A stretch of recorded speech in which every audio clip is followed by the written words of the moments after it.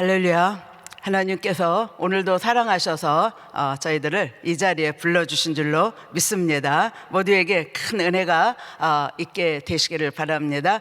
자, 오늘 말씀 민수기 35장과 36장, 이제 민수기가 이제 끝나고 또 누가복음은 1장 1절로 25절까지 이제 누가복음은 이제 시작하게 됩니다. 그래서 민수기 끝 부분에서 하나님께서 우리에게 또 어떠한 말씀을 주시는가 같이 살펴보도록 하겠습니다. 먼저 35장 1절부터 8절까지는 이제 이스라엘 12지파에게는 땅을 다 분배를 해 줍니다. 그래서 이제 요단강 동쪽에서 모세가 살아있을 때 2지파 반이 기업을 받게 되고, 근데 요단강을 건너가면 이제 9지파 반이 요단강 서쪽에서 이렇게 땅을 분배받게 됩니다. 그런데 그 중에 한 지파가 빠지죠. 그게 바로 레위 지파입니다. 그래서 이 레위 지파는 하나님이 기업이 되시기 때문에 그들에게는 특별히 기업이 분배되지 않는데, 여기에 오늘 1절로 8절 말씀에 보면은 각 12지파에서 성읍을 구별해서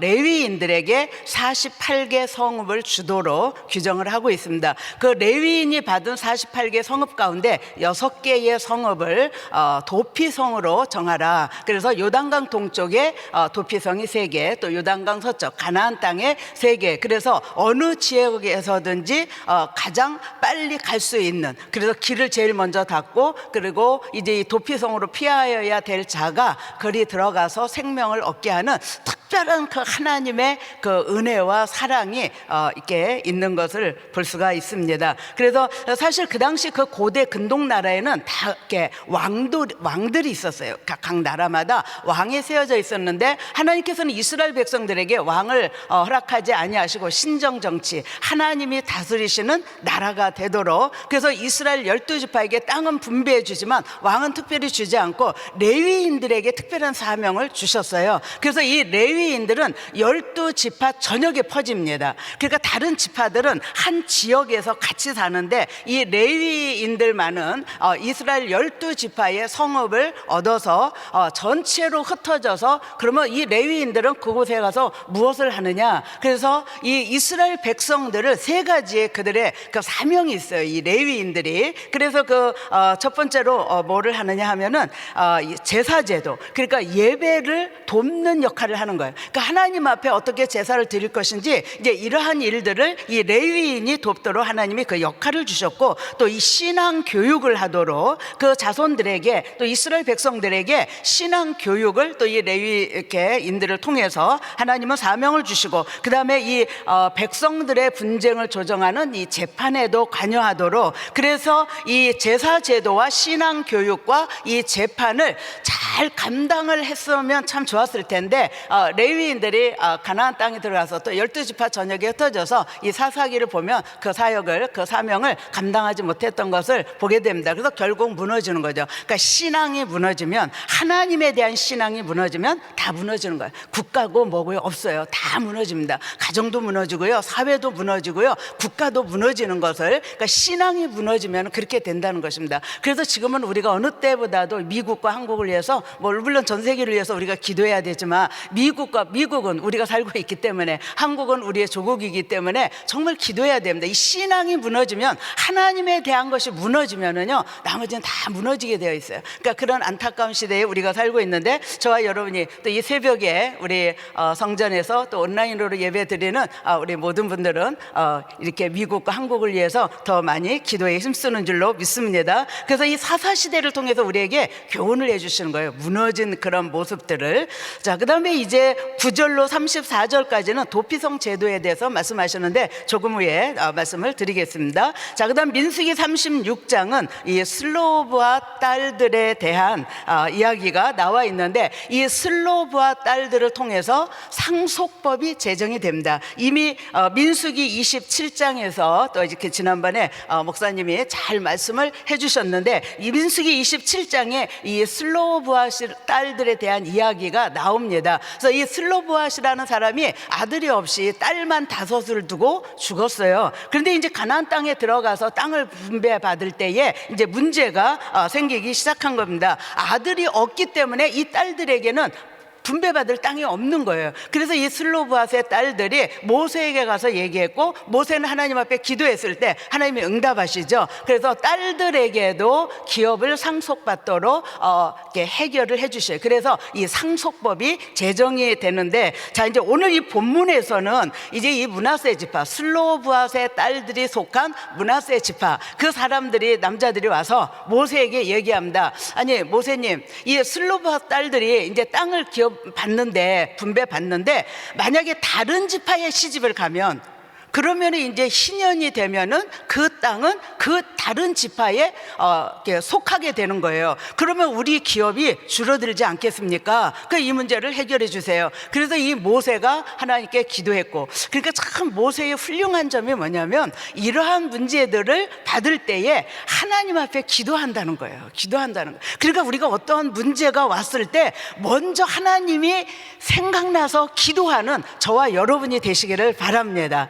먼저 이렇게 엎드린다는 거, 기도한다는 거, 어떤 문제가 있을 때. 근데 우린 문제가 오면요, 먼저 내가 나가잖아요. 내가 해결해 보려고 그러고, 내 경험, 내 지식, 내 방법, 내 모든 수단을 탁 동원해서 내가 해결해 보려고 하다가 안 되니까 그때 하나님, 그리고 우리 이렇게 찾잖아요. 근데 모세는 그냥 무조건 엎드리는 거예요. 하나님, 이 슬로브앗의 딸들에 대한 문제, 또 그 므낫세 지파에서 이러한 문제를 지금 얘기하는데 어떻게 처리하면 좋겠습니까? 그럴 때 하나님께서 응답을 해주시는 거예요. 그러면 슬로브앗의 딸들은 다른 지파에게 시집을 가지 말아라. 므낫세 지파 안에서 시집을 가라고 하라. 그것이 이제 여기 오늘 본문에서 말씀하시는 내용입니다. 자, 그래서 이제 이 모세가 그 이야기를 할 때에 슬로브앗의 딸들이 아멘 하고 순종했어요.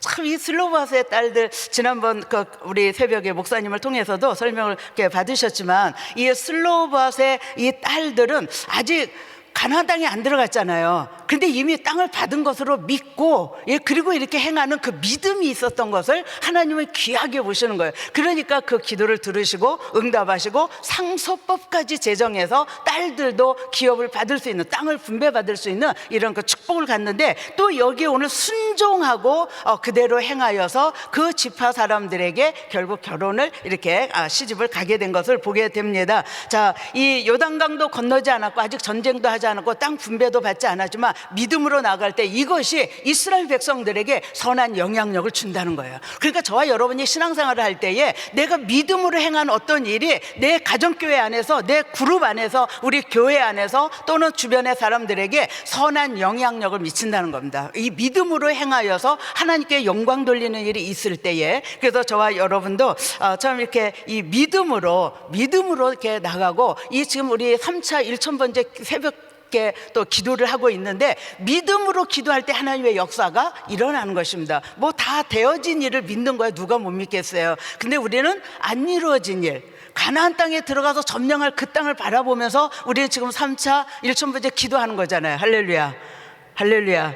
그렇죠? 그렇게 기도하시죠? 믿고 기도할 때 믿음으로 발걸음을 떼면 그 기도에 하나님의 놀라운 역사가, 기적 같은 역사가 저와 여러분의 삶 속에 우리가 생각하는 것보다 더 빠르게 하나님은 역사하실 줄로 믿습니다. 오늘 이 새벽에 어떤 분도 낙심하지 마시고 믿음으로 이 오늘 말씀 붙들고, 이 슬로브앗의 딸들을 통해서 상속법까지 제정하실 정도의 그 기도, 간절함, 그리고 믿음, 하나님은 그걸 보시고 이스라엘 전체에게 선한 영향력을 주면서 하나님께서 그들을 축복하신 것을 보게 됩니다. 마가복음 11장 24절에 보면은 같이 읽을까요? 그러므로 내가 너희에게 말하노니 무엇이든지 기도하고 구하는 것은 받은 줄로 믿으라. 그리하면 너희에게 그대로 되리라. 아멘. 하나님의 약속하신 말씀은 그대로 이루어지는 것입니다. 자, 누가복음의 1장 1절로 25절까지는 크게 두 가지가 나와 있는데, 하나는 누가복음을 기록한 배경과 목적에 대해서 1절로 4절까지, 또 5절로 25절까지는 이제 세례 요한이 탄생할 거에 대한 예언이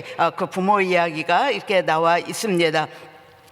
자, 누가복음과 사도행전을 기록한 저자는 누가입니다. 누가는 헬라인이었고 의사였고 사도 바울의 2차 선교 여행부터 끝까지 세계 선교 사역에 동역했던 사람이었던 것을 우리는 사도행전을 통해서 볼 수가 있습니다. 자, 누가복음에서 이 누가는 예수님이 탄생하셔서 승천하실 때까지의 일을 기록하고 있습니다. 그러니까 이 지상에서의 일을 기록하고, 이제 사도행전은 예수님이 승천하신 후에 성령님께서 임하셔서 이제 이 초대교회에 얼마나 많은 성령의 역사와 초대교회가 세워지고 그리고 세계 선교가 이루어지고 있는가, 이 사도행전을 통해서 그 사실을 기록하고 있습니다. 그래서 이 누가는 이 누가복음을 기록하면서 3절에 보면 그 모든 일을 근원부터 자세히 미루어 살핀 나도 데오빌로 각하에게 차례대로 써 보내는 것이 좋은 줄 알았노니. 자, 이 데오빌로라는 뜻은 하나님의 사랑을 받는 자라는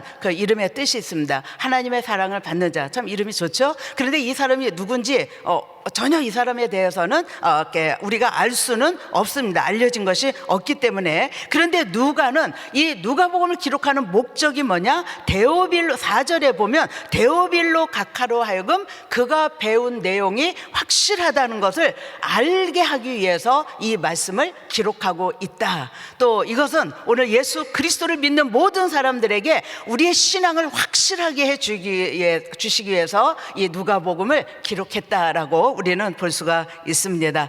자, 그 다음에 세례 요한의 탄생에 대해서 이미 말라기 4장 5절에 엘리야의 심정을 가지고 주의 길을 앞서서 예배해서 선포할 자가 온다라고 예언되어 있죠. 주님이 오시기 400년 전에. 그래서 그 세례 요한의 탄생 예언에 대해서 이렇게 나와 있습니다. 자, 5절 6절을 한번 보겠습니다. 5절 6절, 유대왕 헤롯 때에 아비야 반열에 제사장 한 사람이 있었으니 이름은 사가랴요 그의 아내는 아론의 자손이니 이름은 엘리사벳이라. 이 두 사람이 하나님 앞에 의인이니 주의 모든 계명과 규례대로 흠이 없이 행하더라. 자, 세례 요한은 좋은 부모 밑에서 태어났습니다. 믿음의 부모 밑에서. 예, 그래서 참 이 두 사람이 여기 하나님이 인정하시는 의인이다. 뭐 죄를 하나도 안 지은 그런 의인이 아니라 하나님을 정말 경외하고 사랑하고 하나님의 뜻대로 살려고 하는, 그러니까 여기 보면 주의 모든 계명과 규례대로 흠이 없이 행하더라. 자, 이런 사람이었어요. 이런 그 믿음의 사람에게 하나님께서 어느 날 이 사가랴가 직무를 하고 이렇게 성소 안에서 직무를 감당하고 있을 때 주의 천사가 나타나죠. 그리고 내 아내가 잉태하게 될 것이다. 그에 태어나면 그의 이름을 요한이라 하라. 그래서 이것을 못 믿었어요. 그때 그 당시에는. 그래서 그가 벙어리가 된 채 약 1년을 지났겠죠. 그리고 아내는 잉태했고, 그리고 이제 세례 요한이 다음에 태어납니다. 오늘까지는 아직 안 태어났고 태어날 것이다 라고 이렇게 말씀을 해주시고 있습니다. 하나님은 능치 못함이 없으신 분이시다. 전능하신 하나님. 전능하신 하나님께서 나이 많아서 이제 애를 잉태할 수 없는 그런 이제 소망이 없는 이 엘리사벳에게 하나님은 잉태케 하시고 요한을 이 땅에 태어나게, 세례 요한을 태어나게 하셔서 정말 위대하게 또 주님 앞서서 짧은 시간이지만 이렇게 사명을 감당했던 것을 보게 됩니다. 자, 오늘 저는 한 절 말씀을 민수기 35장 28절에서 봅니다. 자, 우리 같이 한번 읽겠습니다. 시작. 이는 살인자가 대제사장이 죽기까지 그 도피성에 머물러야 할 것이라. 대제사장이 죽은 후에는 그 살인자가 자기 소유의 땅으로 돌아갈 수 있느니라. 아멘. 자, 레위인에게 48성읍을 주셨고 6개의 성을 요단강 동쪽에 세 성읍, 요단강 서쪽에 세 성읍, 도피성을 두라고 하나님께서는 말씀하십니다. 자, 그러면 왜 이렇게 특별히 도피성을 하나님께서 이렇게 두라고 말씀을 하시는가? 자, 우리가 한 3가지만을 좀 살펴보기를 원합니다. 첫째는 도피성의 필요성입니다. 왜 도피성이 필요한가? 지금 하나님께서 이 도피성을 만들려고 말씀하셨는데 민수기 35장 11절에 보면 너희를 위하여 성읍을 도피성으로 정하여 부지 중에 살인한 자가 그리로 피하게 하라. 15절에 보면 이 6성읍은 이스라엘 자손과 타국인과 이스라엘 중에 거류하는 자의 도피성이 되리니 부지 중에 살인한 모든 자가 그리로 도피할 수 있으리라. 자, 도피성을 하나님께서 두라고 하신 그 필요한 것은 뭐냐면 그냥 이렇게 고의로 사람을 죽인 것이 아니라 실수로, 부지 중에 그렇게 사람을 죽였을 때 이 사람을 하나님이 구원하시기 위해서 이런 도피성 제도를 말씀하고 있는 거예요. 그러니까 하나님은 이 생명을 너무너무 귀하게 보고 계시다라는 것을 지금 여기에 말씀을 통해서 우리에게 알려주시고 있어요.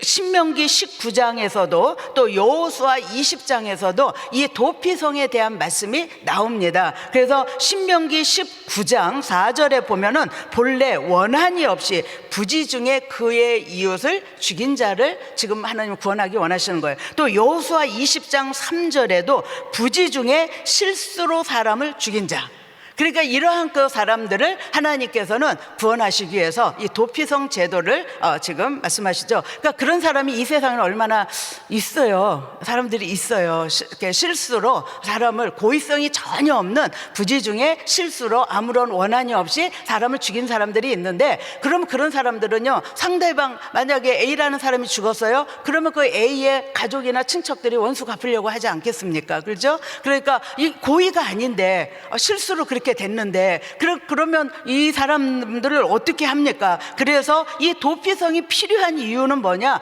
그렇게 사람을 죽인 사람들이 지금 재판을 받기 전까지, 그러니까 고의성이 있느냐 없느냐 재판을 받기 전까지 하나님은 살려주시는 거예요. 그래서 그 고의성이 있으면은 죽임을 당하는 것이고, 고의성이 전혀 없다면은 하나님께서는 살려주시기 위해서 이 도피성 안에 피신하도록 하나님께서는 말씀을 해주시고 있습니다. 그래서 이것은 이스라엘 사람들도 또 타국인도 거류민, 이스라엘 안에 거류하고 있는 사람들도 다 해당이 되는 거예요. 이스라엘 사람들뿐만 아니라 모든 사람들, 그러니까 구원은 모든 사람들에게 열려 있는 것입니다. 예수만 믿으면 구원을 받는 하나님의 은혜가 있는 것이죠. 그래서 하나님께서 이 도피성을 이 동쪽에, 요단강 동쪽에 세 곳, 서쪽에 세 곳, 이것은 적당한 간격으로 어떠한 그 부지 중에 살인한 자가 바로 도망가서 생명을 구할 수 있도록 그 성을 그 중심의 가장 가운데에 두도록 하나님은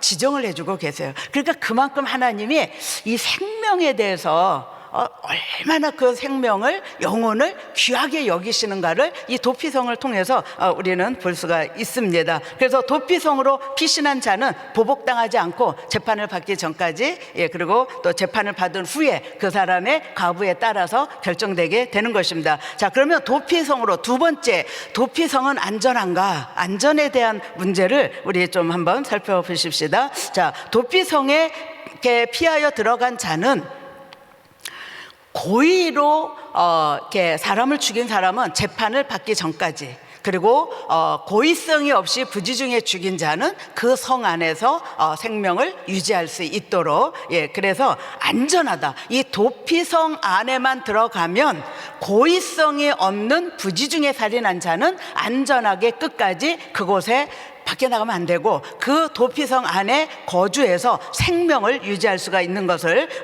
성경은 말씀합니다. 민수기 35장 12절에 보면, 이는 너희가 복수할 자에게서 도피하는 성을 삼아 살인자가 회중 앞에 서서 판결을 받기까지 죽지 않게 하기 위함이니라. 그러니까 억울하게 죽음 당하는 사람이 없도록 하기 위한 하나님의 특별한 배려와 사랑인 것을 여기에서 봅니다. 또 여호수아 20장 3절에 보면, 부지 중에 실수로 사람을 죽인 자를 그리로 도망하게 하라. 이는 너희를 위해 피해 보복자를 피할 곳이니라. 도망갈 수 있는 길을 열어주신 거죠. 또 5절에 보면은 피해 보복자가 그의 뒤를 따라온다 할지라도 그들은 그 살인자를 그의 손에 내주지 말지니 이는 본래 미워함이 없이 부지 중에 그의 이웃을 죽였습니다. 그러니까 실수로 사람을 죽인 사람들에 대해서는 도피성 안에만 들어가면 안전한 거예요. 도피성 안에만 들어가면 살 수가 있는 거예요. 언제까지? 세 번째 문제입니다. 그것은 도피성과 그러면 예수 그리스도와의 관계는 어떠한 그 관계가 있는가? 자, 35장 28절에 보면, 자, 오늘 이렇게 본문을 읽었는데요. 이는 살인자가 대제사장이 죽기까지 그 도피성에 머물러야 할 것임이라. 대제사장이 죽은 후에는 그 살인자가 자기 소유의 땅으로 돌아갈 수 있느니라. 도피성에 피한 자가 다시 자유함을 얻을 수 있는 길은 뭐냐면, 대제사장이 죽으면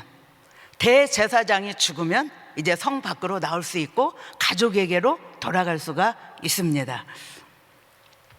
자, 실수로 사람을 죽인 사람들이 도피성 안에 들어가서 살지만 그 안에 한정된 곳에서 살아야 되죠. 그러니까 생명은 살았지만 마음껏 활동할 수는 없습니다. 자, 그런데 대제사장의 죽음으로 이 사람이 대속이 된다라는 것을 오늘 지금 여기에서 말씀합니다. 그래서 대제사장이 죽으면 도피성 안에 있던 사람들이 다 당신들은 이제 당신들의 가족에게로, 당신의 고향으로 가십시오. 그리고 자유, 대제사장이 죽으면서 그리고 그 모든 그 안에 있는 사람들에게 자유함을 갖게 되는 것입니다. 그래서 하나님 앞에서 왜 그러면 이런 제도가 있는가? 대제사장은 어떤 사람입니까? 하나님 앞에서 백성 전체를 대신해서 그 죄를 가지고 우리 대속죄일에 피를 가지고 하나님 앞에 나아갈 수 있는, 지성소에 나아갈 수 있는 유일한 사람이 대제사장이죠. 그래서 이 대제사장은 이 살인자의 죄에 대한 그 대속을 감당할 수 있는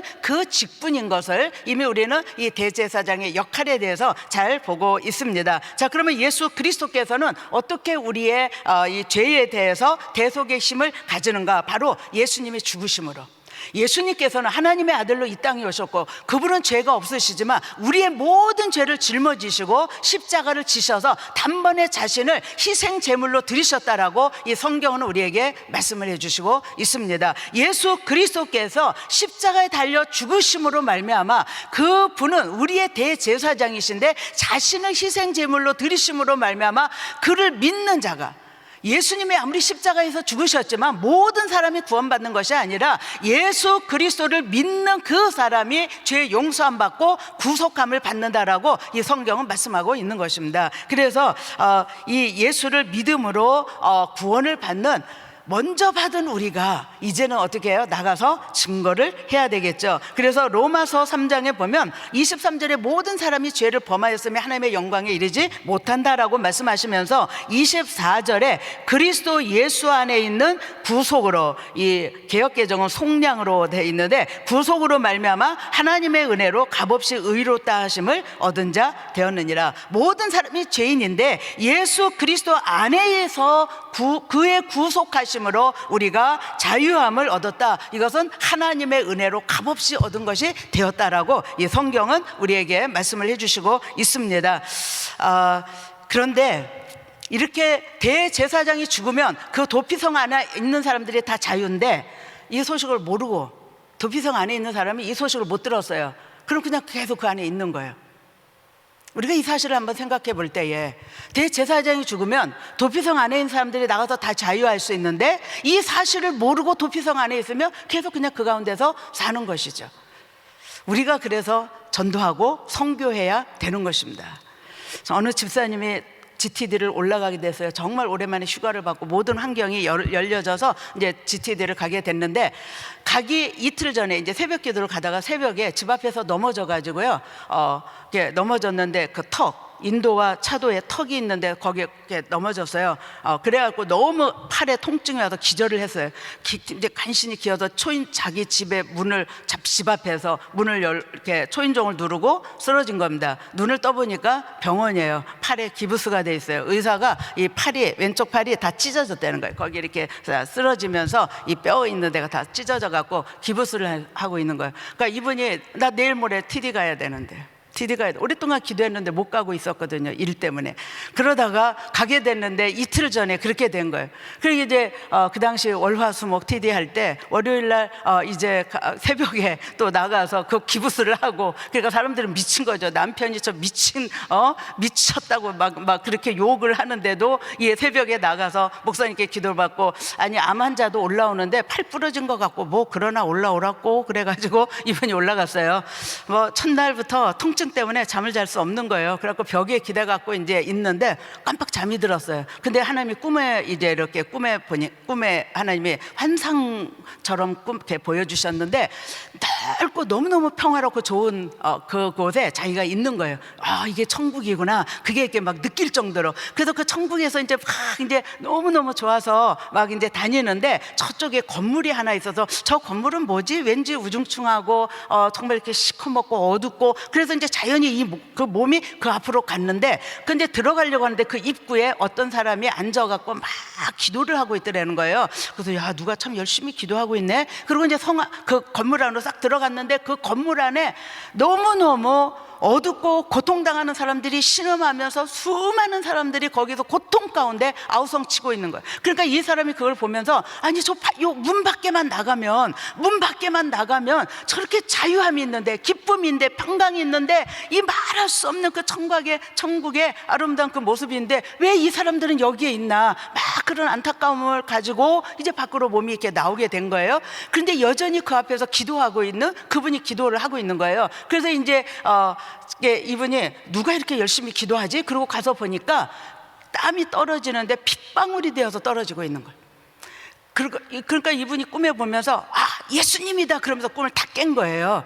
그러면서 이분이 TD에 뭘 했는지 하나도 기억은 안 나는데, 내가 내려가서 전도해야 되겠다. 그 건물 안에 갇혀있는 그 사람들에게 내가 전도해야겠다. 내가 전도하지 않으면 내가 그 주님이 또다시 그 땀방울이 핏방울이 되도록 기도하실 텐데, 그래갖고 이분이 내려와갖고요, 교회 모든 전도 그 훈련을 다 받으면서 노방전도 뭐 축호전도 뭐 모든 전도를 다 하면서 정말 많은 영혼들을 주님께로 인도하셨어요.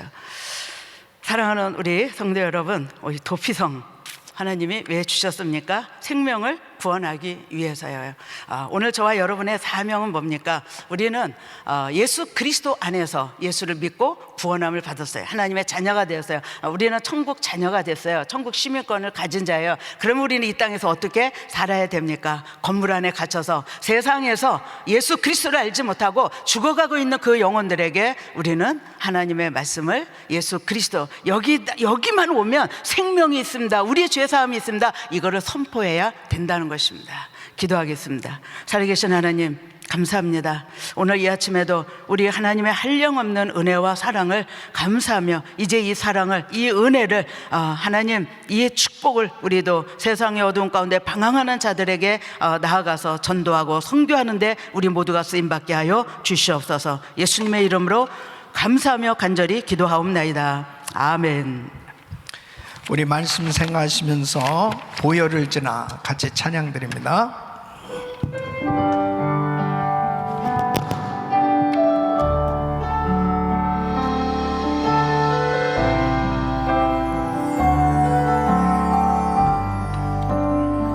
두 손을 높이 드시고, 보혈을 지나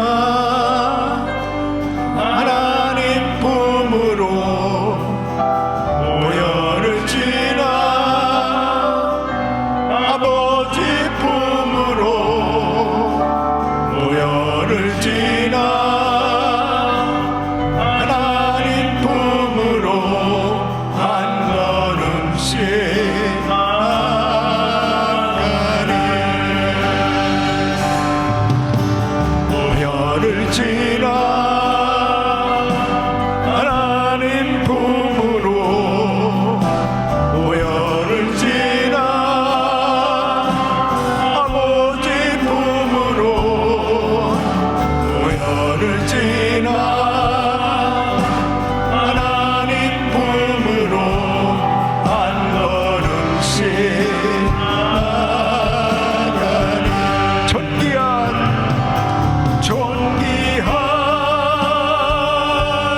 주 보혈이 내 영을 새롭게 하시네. 존귀한 주 보혈이 내 영을 새롭게 하네.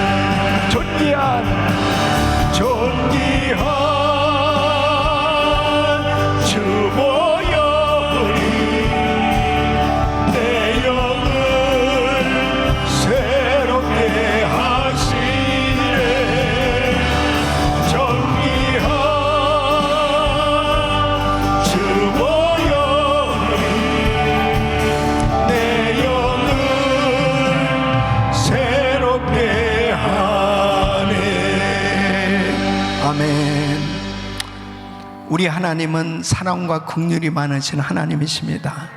하나님께서 생명을 얼마나 소중하게 여기신지 이루 말할 수 없습니다. 이스라엘 백성들이 가나안 땅에 들어가서 이제 그 땅을 차지하게 됐을 때 구체적으로 그 성읍을 세우고 그곳에서 생활하면서 일어나는 모든 일들 가운데 죄인들을, 이 죄를 지을 수밖에 없는 인생들이 정말 그 생명을 해하고 또 그 생명을 잃어버릴 수밖에 없는 그런 상황들이 벌어졌을 때 도피성을 만들어서 어느 곳에서든지 찾아갈 수 있는 그 도피성에만 가면 다시 그 국률함을 받을 수 있는 그 장소, 살 수 있는 곳, 살릴 수 있는 곳을 이렇게 허락해 주시는 것을 볼 수 있습니다. 도피성은 예수 그리스도십니다. 바로 예수 안에 피해야 삽니다. 예수 안에 있어야 살아요. 예수 바깥에서는 다 불안한 거예요. 모든 것을 다 잃어버릴 수밖에 없어요. 모든 것을 다 얻은 것 같아도 예수를 소유하지 못한 사람, 예수를 만나지 못한 사람은 불안하게 살 수밖에 없는 것입니다.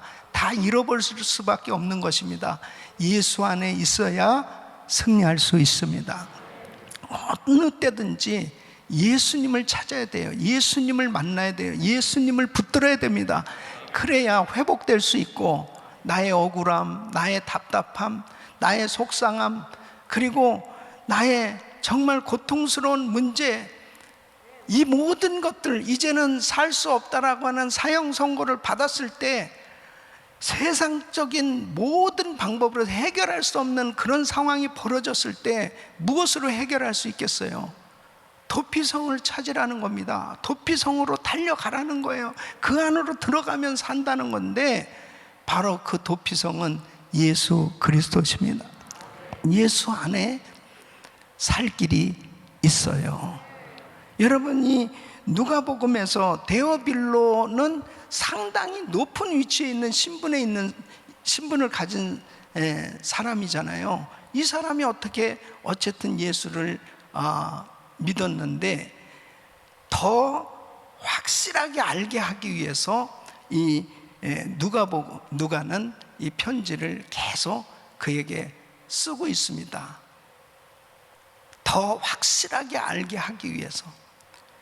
분명한 것은 예수님을 믿긴 믿는데 예수님에 대해서 알기는 아는데 더 확실하게 예수님을 모르기 때문에 믿음을 갖지 못하고 또 때로는 환경 가운데서 좀 더 믿어보려고 하다가 포기해버리고 좌절해버리고 그리고 예수를 떠나는 그런 일들이 얼마나 많이 있습니까? 특별히 이 코로나 팬데믹 가운데 오랜 기간 이렇게 어려운 환난의 시기를 통과하는 과정 가운데 믿음이 없는 사람은 뚝뚝 떨어져 나가는 겁니다. 쓰러질 수밖에 없는 거예요. 세상 환경에 휩쓸려 버릴 수밖에 없는 것입니다. 그러나 환난을 당하면 당할수록 예수님을 너무나 확실하게 뚜렷이 알고 믿는 사람은 환난 날에 나를 부르라 내가 너를 건지리니 너희가 세상에서 환난을 당하나 담대하라 내가 세상을 이겼노라. 그 예수님을 확실히 아는 사람은 절대로 넘어지지 않습니다. 쓰러지지 않습니다. 어려우면 어려울수록 더 주님을 온전히 의지하게 되고 승리하게 되는 줄로 믿습니다.